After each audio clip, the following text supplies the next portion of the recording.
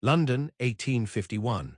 Silence had been Viola Coventry's constant companion since the accident, not by nature's design, but by the cruel whispers of those who had once called themselves friends. She speaks so oddly now, like a commoner, how dreadful. Poor thing, perhaps it's best she doesn't speak at all. The carriage wheels rumbled beneath her as she clutched the letter from the Duchess of Northbridge. The summons had been unexpected, a position as companion to the Duchess herself, with duties that required discretion rather than conversation, perfect for a woman whose voice had become her greatest shame. Through the window, Northbridge Manor emerged from the mist like a spectre, all Gothic spires and weathered stone. It seemed a fitting prison for a woman who had locked herself away from society's judgment. The footman who greeted her at the entrance barely glanced at her face. "Miss Coventry, I presume, Her Grace awaits in the blue drawing-room." Viola nodded, grateful no response was required. She followed silently, her gaze sweeping across the portrait-lined hallway. Generations of Northbridges stared down with aristocratic disdain. The Duchess of Northbridge sat near the window, her once beautiful face now lined with years of sorrow. Despite her advanced age, her spine remained straight as a soldier's. "Miss Coventry," the Duchess gestured to a nearby chair, "you come highly recommended by Lady Pembroke." Viola lowered herself onto the seat, hands folded in her lap. "Your references speak of your discretion and competence. They also mention your reluctance to speak." The Duchess's eyes were sharp, missing nothing. "That suits me perfectly. I have had enough idle chatter to last several lifetimes." Viola withdrew a small notebook from her reticule and wrote, "I am grateful for the opportunity, Your Grace." The Duchess nodded. "You'll find Northbridge Manor a place of solitude. My son, the Duke, prefers it that way since his return from the war. He keeps to the East Wing when he's in residence." She paused, her expression darkening. "Which brings me to an important matter. The Duke is changed. If you encounter him, do not be alarmed by his appearance or his manner. The peninsula was unkind to him." Viola wrote, "I understand. I will not intrude upon his grace." "Good. Your primary duties will be to read to me, manage my correspondence, and accompany me on the rare occasions I receive visitors." The Duchess rang a small bell. "Mrs. Winters will show you to your quarters." As Viola followed the housekeeper through the labyrinthine corridors, she felt a curious sense of relief. Here, in this house of shadows and secrets, her silence would not mark her as different. Here, silence seemed the natural state of things. Her room was small but comfortable, with a window overlooking the eastern gardens. As she unpacked her meager belongings, Viola allowed herself to hope that Northbridge might become, if not a home, then at least a sanctuary. That night, unable to sleep in the unfamiliar bed, Viola slipped from her room and wandered the darkened corridors. The house creaked and whispered around her, as if sharing secrets she could never reveal. She found herself in the library, a vast chamber with shelves reaching toward the heavens. Moonlight streamed through tall windows, casting long shadows across the floor. She trailed her fingers along the spines of leather-bound volumes, taking comfort in their silent wisdom. "Are you a ghost or a thief?" The deep voice from the shadows startled her so badly she knocked several books to the floor. She spun around, heart hammering in her chest. A tall figure emerged from the darkness. Even in the dim light, she could see the stark evidence of suffering etched into his face. A jagged scar ran from his left temple down to his jaw, pulling slightly at the corner of his eye. His right hand, partially concealed in a leather glove, appeared rigid and unnatural. "The Duke of Northbridge. Well," he demanded, "which is it?" Viola opened her mouth, then closed it again. The words formed in her mind, but fear froze them in her throat. Instead, she curtsied deeply, eyes fixed on the floor. "You're the new companion." His voice held no question. "Mother mentioned you, the silent one." She nodded, still not looking up.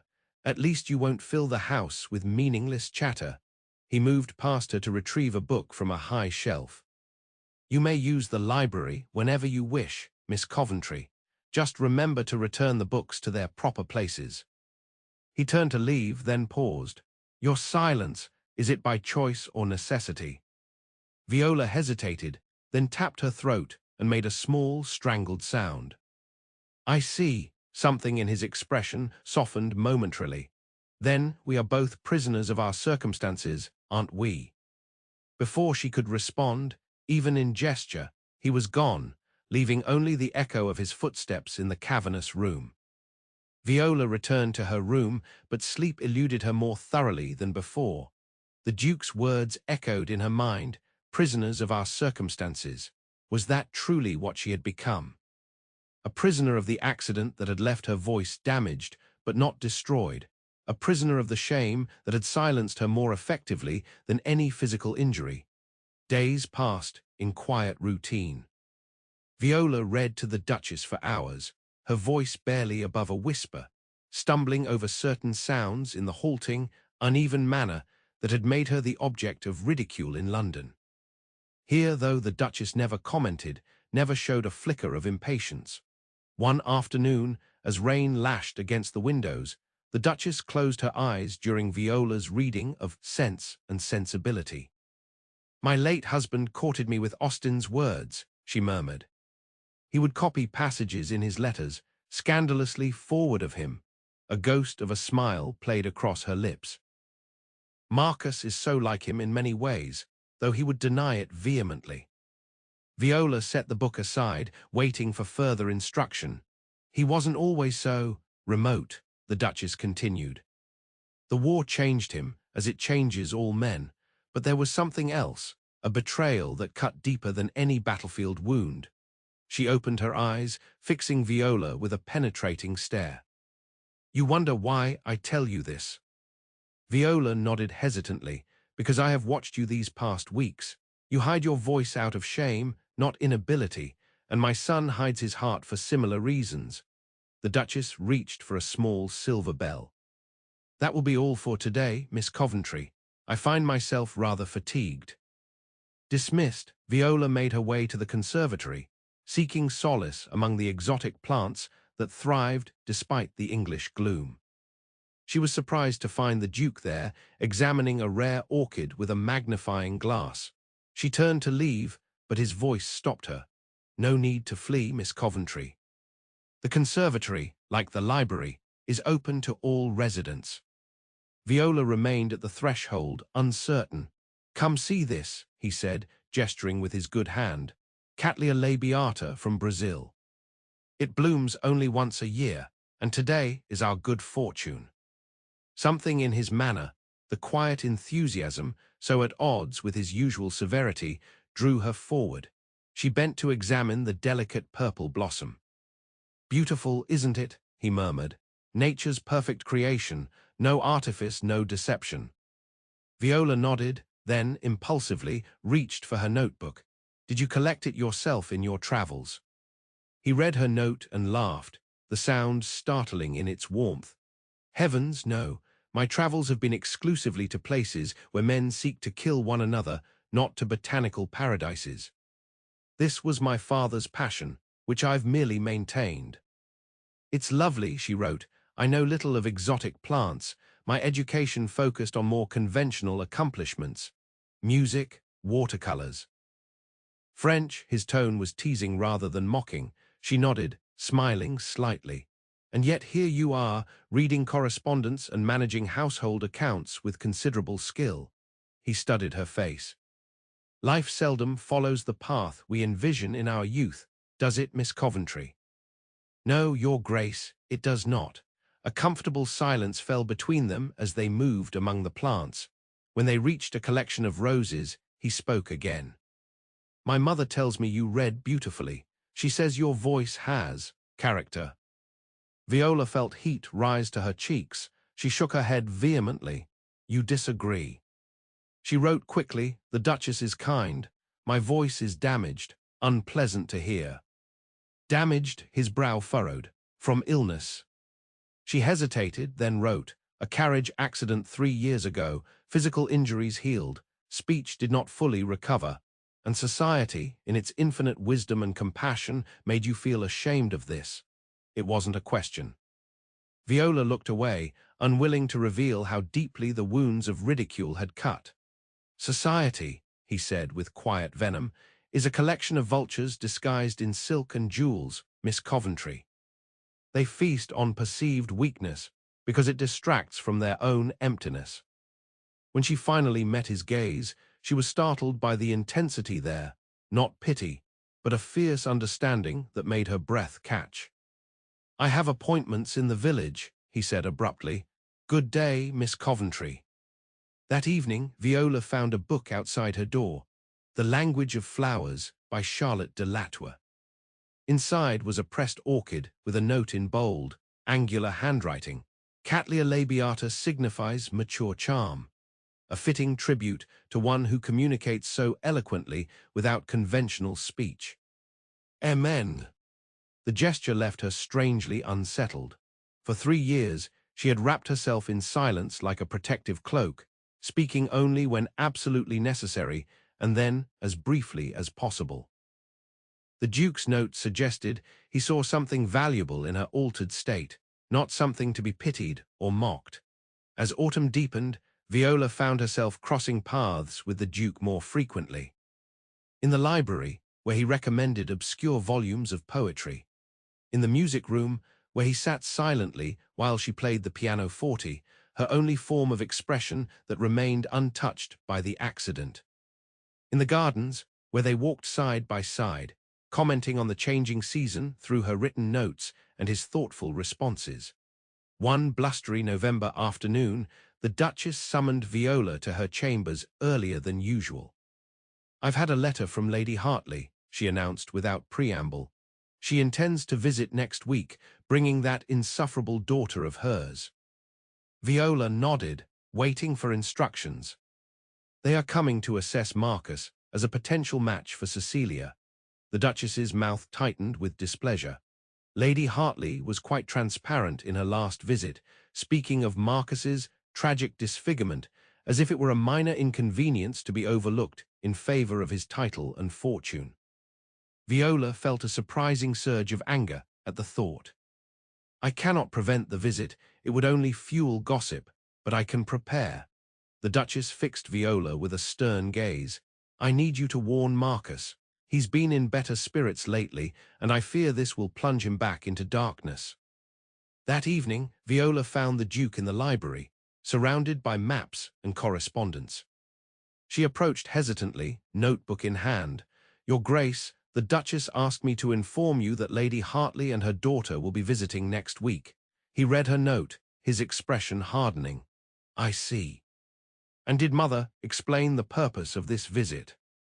Viola hesitated, then wrote, "Lady Hartley apparently views your injury as an acceptable flaw given your title and position." A harsh laugh escaped him. How generous of her! He crumpled her note in his fist. "And what do you think, Miss Coventry? Is my disfigurement something a proper young lady might overlook for the privilege of becoming a duchess?" Viola's hand trembled as she wrote, "I think your scar is merely a mark of survival, not a flaw to be overlooked or forgiven." He stared at her words for a long moment, then looked up with an expression she couldn't interpret. "A diplomatic answer." She shook her head vigorously and wrote again, "Not diplomacy, truth. We all bear scars. Some are simply more visible than others." "And what are your scars, Miss Coventry?" His voice was gentle now, curious rather than challenging. Viola touched her throat reflexively. "No," he said, "your voice isn't a scar. It's merely changed, like everything in this world eventually changes."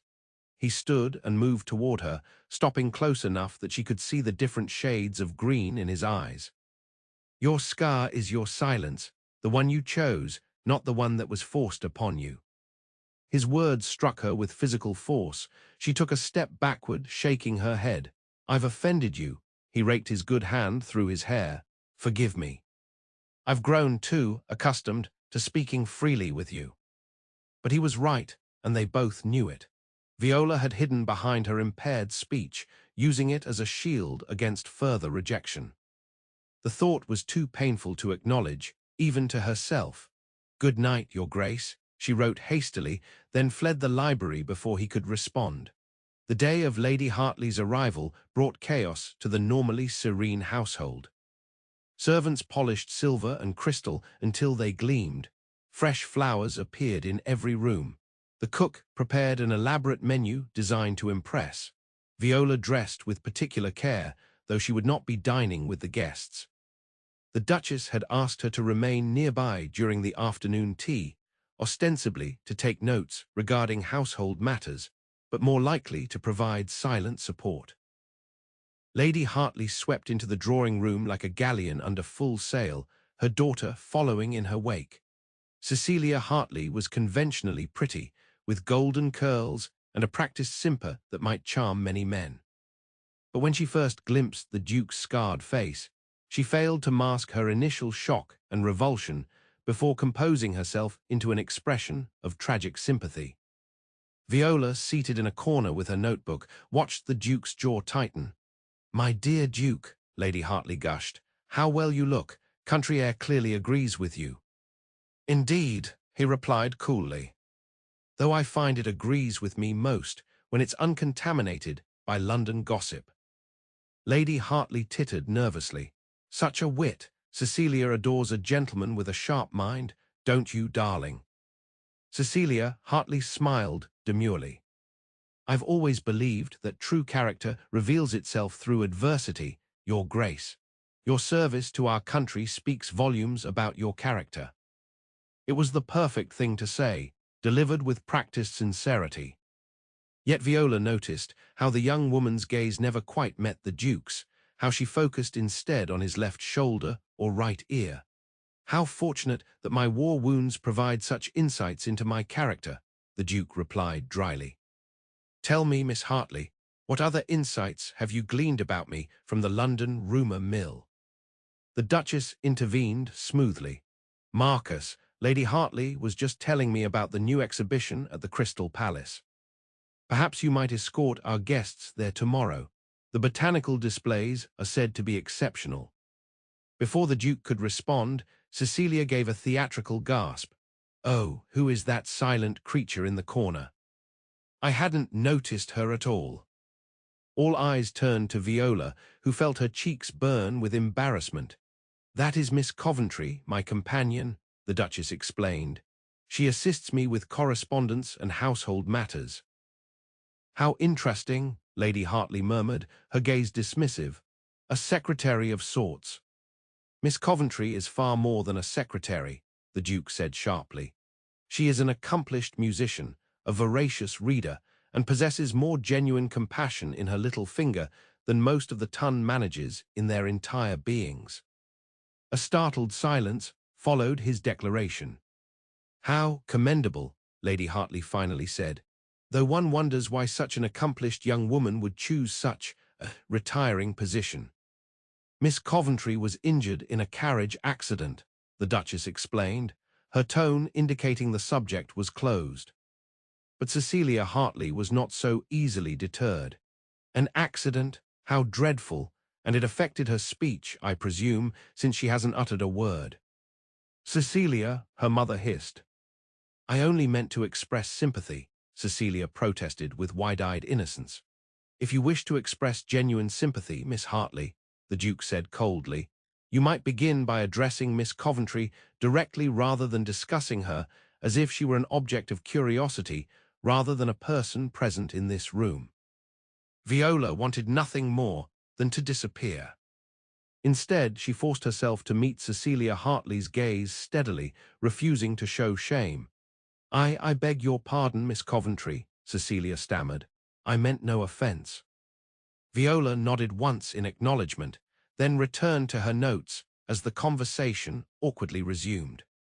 Later, as the guests retired to freshen up before dinner, the Duke sought Viola out in the small writing room adjoining the drawing room.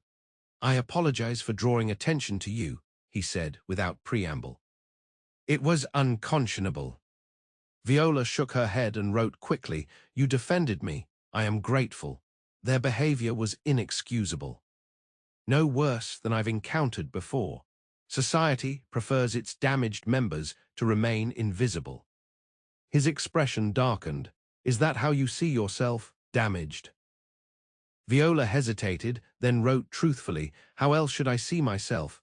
My prospects were destroyed along with my proper speech. Your prospects, he repeated slowly. A suitable marriage, you mean? A husband who wouldn't be embarrassed by your voice. She nodded, unable to meet his gaze. Look at me, Viola. It was the first time he had used her given name. Startled, she looked up. We are not damaged. We are merely inconvenient to a society that prefers its illusions of perfection. He took her hand in his touch surprisingly gentle. Promise me you'll remember that when those women attempt to make you feel less than you are. Viola felt something shift inside her, like ice breaking up on a river after a long winter. Impulsively, she spoke aloud, her voice halting and uneven. I promise. His eyes widened at the sound of her voice, but his smile was warm, with no trace of pity or discomfort. Thank you. The next 3 days of the Hartleys' visit were an exercise in barely concealed hostility disguised as politeness. Lady Hartley made repeated attempts to manufacture opportunities for Cecilia to be alone with the Duke, while Cecilia alternated between simpering adoration of the Duke and thinly veiled disdain for Viola. On the final evening, the Duchess arranged for a small musicale. The local vicar and his wife were invited, along with the neighbouring Baron Wellesley and his family. You will play for us, won't you, Miss Coventry? The Duchess asked, in a tone that brooked no refusal. Viola nodded, though the thought of performing before the critical gaze of Lady Hartley and her daughter filled her with dread. When the time came, she seated herself at the pianoforte, focusing on the familiar feel of the keys beneath her fingers rather than the faces watching her. She had chosen a piece by Mendelssohn, complex enough to showcase her skill, but with an emotional resonance that spoke to her own circumstances. As she played, she lost herself in the music, letting it say all the things she could not express in words. When the final notes faded, there was a moment of silence before applause broke out. Magnificent, Baron Wellesley declared. Such passion.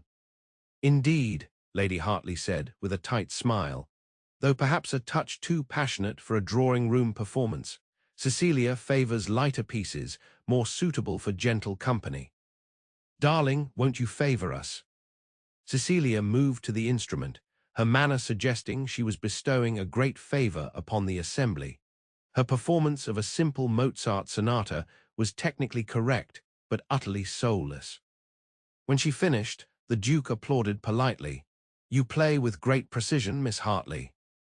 Cecilia has had the finest masters, Lady Hartley boasted. 10 years of study with Herr Müller in Vienna. 10 years, the Duke mused.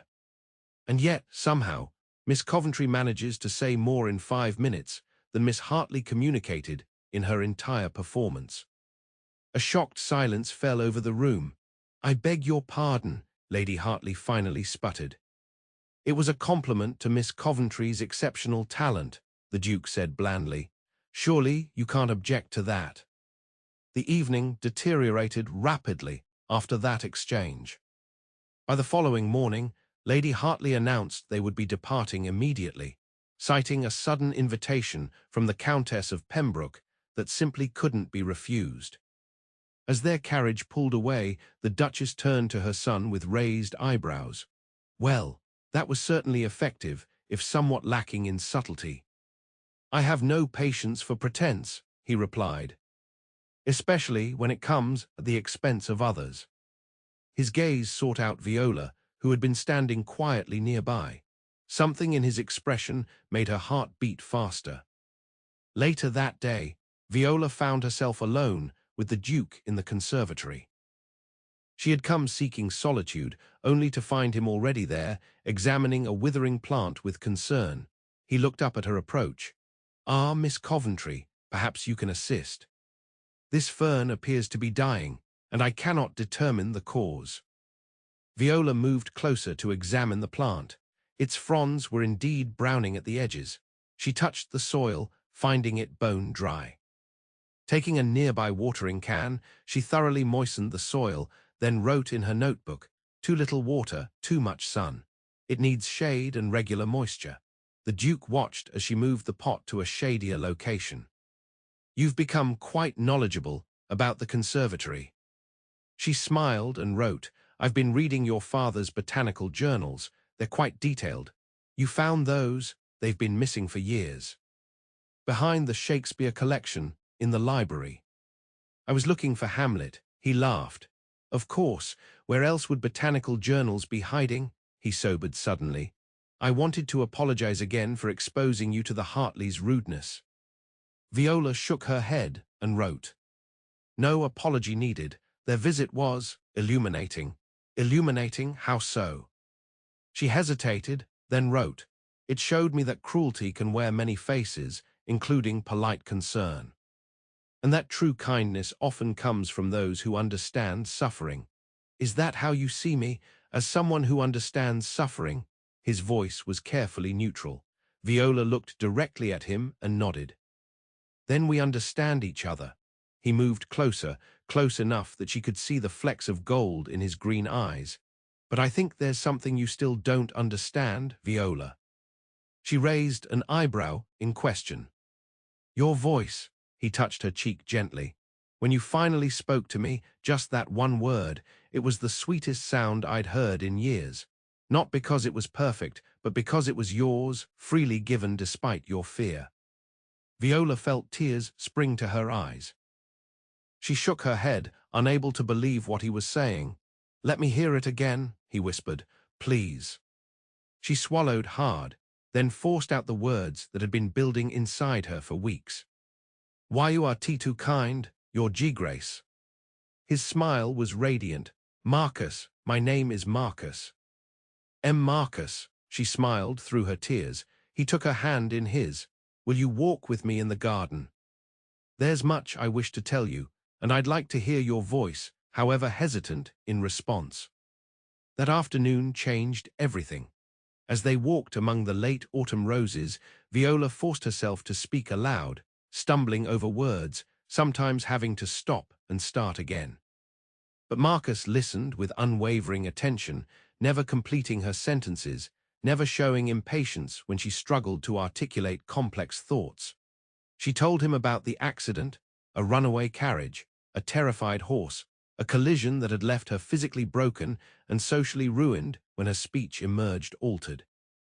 "My F family was K-kind," she explained, "but society was N, not. The M mockery was unbearable." "So you chose silence," he said softly. She nodded. "It S seemed easier. Safer. And now?" Now she looked up at him, finding courage in his steady gaze. "Now I'm N, not sure silence is the answer anymore." Over the following weeks, as winter descended on Northbridge Manor, Viola's voice grew stronger, not in its technical perfection, but in her willingness to use it. She still spoke haltingly, still struggled with certain sounds, but she no longer hid behind her notebook, except when fatigue made speech too difficult. The Duchess observed this transformation with knowing eyes, but made no comment beyond ensuring that Viola was included in more family activities, dinners, card games, even the planning of the Christmas festivities. On a snowy December evening, Marcus found Viola in the music room, playing a haunting melody she had composed herself. "That's beautiful," he said when she finished. "Does it have a name?" After silence, she replied, her stammer less pronounced when she was relaxed. "It's not finished yet." He sat beside her on the piano bench, their shoulders touching. Like its composer, a work in progress, finding her voice. She smiled at the comparison, perhaps. "Viola," his tone was suddenly serious. "Mother has invited guests for Christmas, my cousin Edward and his wife, the vicar's family. And Lady Pembroke." Viola tensed. Lady Pembroke was the one who had recommended her to the Duchess, a connection from her previous life in London society. "Does that concern you?" Marcus asked, watching her closely. "She knew me before, when I was part of society." Viola stared down at the piano keys. "She was K-kind, but she knew of my disgrace." Disgrace, because of your voice, he sounded incredulous. Not just that. Viola took a deep breath. There was a suitor, Mr. Randall. After my accident, he broke our engagement, publicly, said he couldn't marry a woman who sounded like a street urchin. Marcus's expression darkened with fury. That contemptible. It wasn't just him, Viola interrupted. Everyone agreed with him. Even my own brother suggested I should accept a position as a companion or governess, somewhere away from London where my affliction wouldn't embarrass the family. And so you came here, Marcus said softly. Yes, to hide. To disappear. She met his gaze finally. But you wouldn't let me disappear, would you? He took her hand, tracing its contours with his thumb. How could I? From the moment I saw you in the library that night, you were the most real thing in this house of shadows. Even with my broken speech. Especially with your so-called broken speech. He lifted her hand to his lips. Viola, I need to ask you something, and I need your honest answer, not what you think I want to hear. She nodded, suddenly nervous. These past months, as we've grown closer, has it been out of genuine feeling or gratitude because I didn't mock your voice? The question pierced her. She pulled her hand away, needing to think. That's not a fair question. I know, but I need to ask it nonetheless. Viola stood and moved to the window, watching snowflakes swirl in the darkness. When I first came here, I was empty. I'd given up. Your mother offered sanctuary, nothing more. She turned to face him. Then I met you, and you were angry, wounded, but never cruel, never false. That hardly answers my question. I'm trying to explain, she said, frustration making her stammer more pronounced. Gratitude came first, yes, but then I began to see you, not just the man who was kind about my voice, the man who loves plants but claims he doesn't, who reads poetry by firelight, who defends those who cannot defend themselves. She took a deep breath. I love you because of who you are, Marcus, not because of what you didn't do. The silence that followed her declaration seemed to stretch into eternity. Then Marcus crossed the room in 3 long strides and took her face in his hands. Say it again, he whispered. I love you. His kiss was gentle at first, then desperate, as if he were drowning and she was air. When they finally broke apart, his eyes were bright with emotion. I have loved you since you played Chopin with tears in your eyes and wouldn't tell me why, he said hoarsely. I loved you when you corrected my Latin translation without writing a single word, just that look of yours that said I should know better. I loved you when you spoke to me that first time, trusting me with your voice when you'd hidden it from the world. He dropped to one knee, still holding her hands.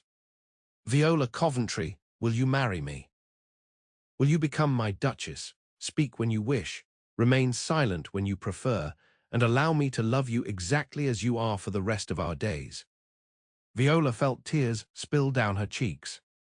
For so long, she had believed her future had been stolen from her along with her perfect speech, that no man of worth would want a wife who stumbled over words, who sometimes had to struggle to make herself understood.